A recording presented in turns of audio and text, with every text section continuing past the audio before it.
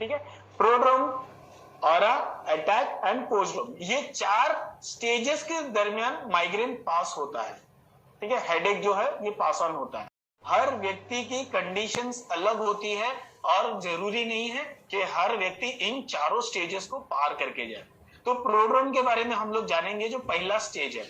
ये 1 या 2 दिन पहले, माइग्रेन अटैक होने के 1 या 2 दिन पहले अचानक से माइनर चेंजेस या माइनर इंडिकेशंस आपको माइग्रेन के रिलेटेड आने शुरू हो जाते हैं।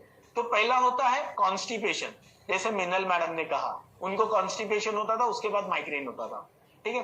फिर मूड चेंजेस बहुत ज्यादा होंगे, इसमें हो गए ना 3-4 दिन तक उसको पीड़ित रहते हैं। उसके साथ बोलते हैं ना, अटैक के जो इसका इफेक्ट जो होता है ना, वो कई दिन तक रह जाता है।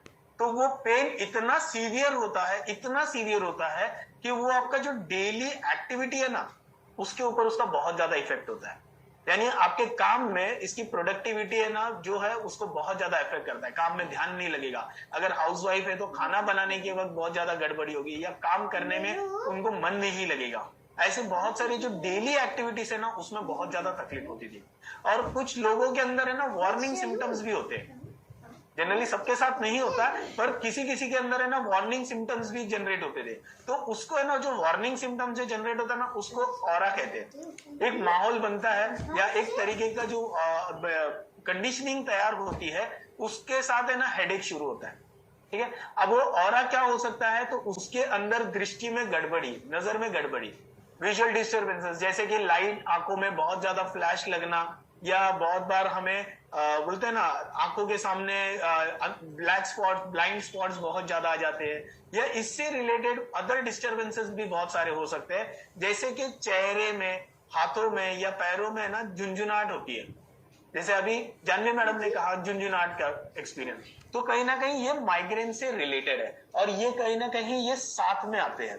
तो माइग्रेन इसके साथ अकम्पनी होता है। और काफी लोगों को है ना बोलने में दिक्कत आ जाती है।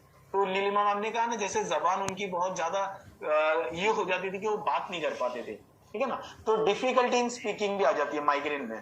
तो अक्सर माइग्रेन इन सिम्टम्स के साथ भी चलता है, तब ये कहता है माइग्रेन विद ऑरा। ठीक है।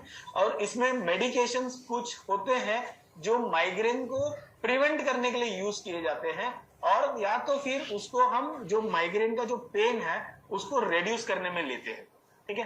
माइग्रेन पूरी तरह से ट्रीट नहीं किया जाता है, क्यूरेबल नहीं होता है, लेकिन कहीं ना कहीं मेडिकेशंस आपको हेल्प करते हैं माइग्रेन का इम्पैक्ट को कम करने में, उसके दर्द को कम करने में। लेकिन अगर मेडिसिन के साथ में, सही दवाइयों के साथ अगर आप सेल्फ हेल्प रेमेडीज करते हो, यानी अपना जो भी बोलते हैं ना घरेलू इलाज अगर आप फॉलो करते हो, और साथ ही साथ अगर आप लाइफस्टाइल में चेंजेस लाते हो ना, तो आपको बहुत ज्यादा हेल्प होती है माइग्रेन के इम्पैक्ट को कम